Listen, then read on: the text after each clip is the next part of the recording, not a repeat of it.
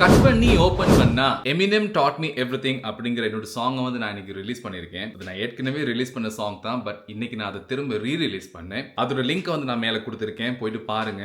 பார்த்துட்டு உங்களோட கமெண்ட்ஸ் என்ன அப்படிங்கிறதையும் கொடுங்க. தமிழ்ல இல்ல, இங்கிலீஷ்ல தான் பண்ணி நான் ரொம்ப நாளா நான் அதை யோசிக்கிற சாங், ரொம்ப நாளைக்கு முன்னாடி ரிலீஸ் பண்ண சாங். பெருசாக எனக்கு ஒரு வரவேற்பு கிடைக்கல, பட் திரும்ப ஒருக்கா உங்களோட பார்வைக்காக மேலே போட்டிருக்கேன், அதையும் போயிட்டு பாருங்க. But anyways, back to the T20 world cup. இதில் நிறைய சர்ப்ரைசிங் இருக்கு. ஏற்கனவே நிறைய சர்ப்ரைஸ் நடந்துருச்சு. சொன்ன மாதிரியே ஜிம்பாப்வே வந்து ஆஸ்திரேலியா வெளியே அனுப்பிடுச்சு. இன்னொரு முக்கியமான விஷயம் என்ன அப்படின்னு சொன்னா வந்து 17 வருஷத்துக்கு அப்புறம் ஆஸ்திரேலியா வந்து சூப்பர் 8க்கு செலக்ட் ஆகல. லாஸ்ட் 2009ல இப்படி ஒரு சம்பவம் நடந்திருக்கு. சூப்பர் 8க்கு செலக்ட் ஆகாம வெளியில போயிருக்காங்க. கிட்டத்தட்ட 17 வருஷத்துக்கு அப்புறம் யோசிச்சு பாருங்க. அது வரைக்கும் டாமினேட் பண்ணிக்கிட்டே வந்தவங்க இந்த வேர்ல்ட் கப் சீரிஸ் எது வந்தாலுமே கூட இந்த பேனோ வேற யாரும் இல்லைங்க, ஜிம்பாப்வே வெளியில அனுப்பியிருக்காங்க.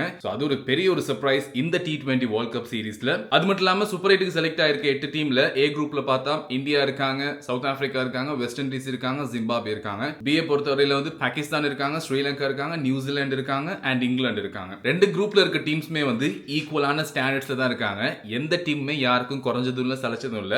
அதுக்கு ஒரு பெரிய எக்ஸாம்பிள் தான் ஜிம்பாப்வே இந்த பயணம் இந்த T20 வேர்ல்ட் கப் சீரிஸ்ல. அது மட்டும் இல்லாம இதுல இருக்க ஒரு பெரிய ஏமாற்றம் ஒன்னு ஆப்கானிஸ்தான், இன்னும் ஆஸ்திரேலியா. யூசுவலா வந்து அவங்க மேல தான் ஒரு பெரிய எக்ஸ்பெக்டேஷன் இருக்கும். அந்த மாதிரி இப்ப ரொம்ப அதிகமா பேசப்பட்டு வரது, டாக் ஆஃப் த டவுனா இருக்குது இப்ப கிரிக்கெட் டாக்ஸ்ல வந்து ஜிம்பாப்வே தான். நிறைய சர்ப்ரைசஸ் கொடுப்பாங்க நானும் நம்புறேன். இன்னைக்கு மொத மேட்ச் சூப்பர் 8ல பாகிஸ்தான் விசஸ் நியூசிலாந்து. அது வந்து ஸ்ரீலங்கால பிரேமதாச ஸ்டேடியம் நடக்குது.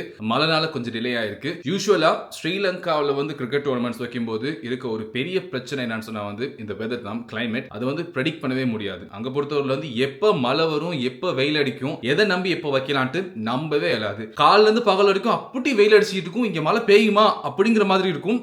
இப்படிங்கிறதுக்குள்ள டக்குன்னு கிளைமேட் சேஞ்ச் ஆகும், தட்டப்படன் மழை பெய்ய ஆரம்பிச்சிடும். அந்த ஒரு பிரச்சனை மட்டும் தான் இருக்கு. ஏன்னு சொன்னா வந்து சூப்பர் 8 பொறுத்தவரை ரொம்ப குரூஷியலா இருக்கும். ஈவன் ஒரு பாயிண்ட் கூட வந்து கம்ப்ளீட்டா அந்த டீமை சேஞ்ச் பண்றதுக்கான சான்சஸ் நிறையவே இருக்கு. அந்த மாதிரி சிச்சுவேஷன்ஸ்ல கண்டிப்பா கிளைமேட் வந்து இதுல ஒரு பெரிய பாதிப்பை ஏற்படுத்தும். சோ அதனால வந்து தொடர்ந்து இப்படி மழை பெஞ்சிக்கிட்டே இருந்துச்சுன்னா, நிறைய மேட்சஸ் இதுல ட்ரோ ஆக வேண்டிய சிச்சுவேஷன் வந்துச்சுன்னா, அதனால வந்து கண்டிப்பா பாயிண்ட்ஸ் மட்டும் இல்ல, கேம் ஒரு இன்ட்ரெஸ்டிங் இருக்காது. சோ சொல்ல முடியாது, மேபி கேம்ஸ் வந்து ஸ்ரீலங்கால இருந்து வேற இந்தியாவுக்கு மாத்தி வைப்பாங்களா இருக்கும். பட் எனிவேஸ் பாகிஸ்தான் அங்க விளையாட விரும்ப மாட்டாங்க. அதனால ஏற்கனவே நிறைய பிரச்சனை போய்கிட்டு இருக்கு. இன்னைக்கு மேட்ச் நடக்குதுன்னு பார்ப்போம். இனி அடுத்து வர அப்டேட்ஸ் எல்லாத்தையும் என் சைடுல உங்களுக்கு கொடுக்கிறதுக்கு நான் வெயிட் பண்ணிக்கிட்டே இருக்கேன். அது மட்டும் இல்லாம நான் ரிலீஸ் பண்ண சாங்கை திரும்ப ஒரு காம்பி பாருங்க, எப்படி இருக்குன்னு பாருங்க. உங்களோட கமெண்ட்ஸை கொடுங்க, நல்லதாவோ கெட்டதாவோ உங்களோட இன்புட்ஸ் கண்டிப்பா எனக்கு தேவை. இந்த வீடியோ பிடிச்சிருந்துச்சுன்னா சப்ஸ்கிரைப் பண்ணுங்க. See you.